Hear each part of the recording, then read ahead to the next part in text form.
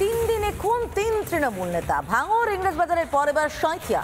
গভীর রাতে ফোন করে ডেকে নিয়ে গিয়ে অঞ্চল সভাপতিকে গুলি করে খুন। উঠে আসছে শাসক কোন্দলের তত্ত্ব। আর এই নিয়ে সরগরম বীরভূম। রাজনৈতিক কারণে খুন বলে দাবি তৃণমূল নেতা খুনে গরম সাঁইথিয়ায়।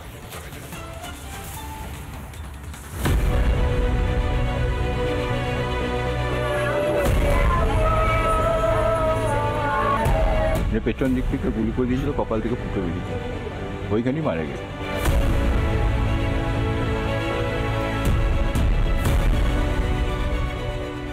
বিধানসভা ভোটের এখনো ঢের দেরি, তার আগেই চলছে খুনোখুনি। বৃহস্পতিবার ভাঙড়, একই দিনে ইংরেজবাজার, এবার বীরভূমের সাঁইথিয়া।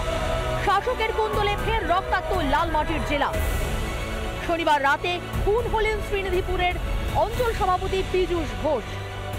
গভীর রাতে ফোন করে ডেকে নিয়ে যাওয়া হয় তৃণমূল নেতাকে। এরপর মাথার পিছনে গুলি করা হয় পীযূষকে। রাত 2টার সময় কেউ ফোন করেছিল, যা এসেছিল তার আগুন দিয়েছে, বুঝতে পারে যে আমাকে মারবে।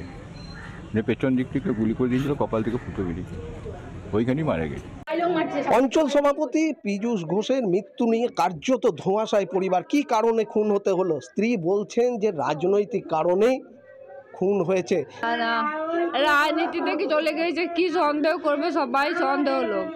রাজনীতি মানেই সন্দেহ। রাজনীতিকে করতে বারণ করেছি, তা সত্ত্বেও গিয়েছে। গভীর রাতে কে ডাকলো তৃণমূল নেতাকে? কেনই বা ডাকলো?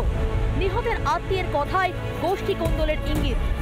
পীযূষের মৃত্যুর রাজনৈতিক ঘটনা, তাছাড়া আদার্স কিছু নাই। ও তো শত্রু নাই, অঞ্চলের সভাপতি ছিল, অঞ্চলে খুব ভালো নাম ডাক ছিল, 5 জনের সঙ্গে মেলামেশা করত। এইদিকে যে বন্দুক দিয়ে খুন করা হলো, গুলিটা করা হয়েছিল, সেই আগ্নেয়াস্ত্রটিকে উদ্ধার করা হোক বলে দাবি জানাচ্ছেন লাভপুরের বিধায়ক তৃণমূল কংগ্রেসের অভিজিৎ সিনহা। এই যে গুলি করে হত্যা করা হলো, তাকে খুন করা হলো, এই যে দুষ্কৃতকারীরা যে আর্মসটা ব্যবহার করেছে, এই আর্মসটা কিভাবে এলো, কোথা থেকে এলো, চক্রান্ত করে খুনটা হয়েছে। তৃণমূলের সারা বাংলা সঙ্গে সঙ্গে আমাদের বীরভূম জেলায় যেভাবে গোষ্ঠীদ্বন্দ্ব শুরু হয়েছে ওদের, তারা খুন খারাপি, অগ্নিসংযোগ, ঘর ভাঙচুর, লুটপাট এইসব দলে দলে শুরু হয়েছে। আর তারই ফলস্বরূপ কাল ওখানে শ্রীনিধিপুর অঞ্চলে আমার এক মায়ের কোল খালি হলো। এখানে কোনো গোষ্ঠীদ্বন্দ্ব এখানে সারা বীরভূম জেলায় আমার মনে হয় তৃণমূলের কোনো গোষ্ঠীদ্বন্দ্ব নেই। তৃণমূল একটা বড় পরিবার, আর এই ধরনের ঘৃণ্য চক্রান্ত যারা করে তারা কোনোদিন তৃণমূলে কেউ হতে পারে না। অবশ্যই তারা বিজেপি বা যারা রাম বাম ডানের সঙ্গে যুক্ত, তাদের মধ্যে নিশ্চয়ই কেউ আছে বলে আমার বিশ্বাস। একটু ওয়েট করুন, পুলিশকে তার তদন্ত করতে দিন। চলতি বছরেরই 21শে ফেব্রুয়ারি কাকরতলায় খুন হয়েছিলেন তৃণমূল কর্মী নিয়ামুল। এর ঠিক 4 মাসের মাথায় হাতিয়া গ্রামে মৃত্যু হয় শাসকের 2 কর্মীর।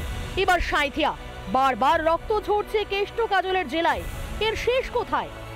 বীরভূম থেকে মনোরঞ্জন চট্টোপাধ্যায়ের রিপোর্ট, রিপাবলিক বাংলা। নানা ধরনের কন্টেন্ট দেখার জন্য লাইক করুন, শেয়ার করুন আমাদের ফেসবুক পেজ, সাবস্ক্রাইব করুন আমাদের ইউটিউব চ্যানেল। পাশাপাশি অন্যান্য ব্রেকিং নিউজের জন্য অবশ্যই চোখ রাখুন রিপাবলিক বাংলায়।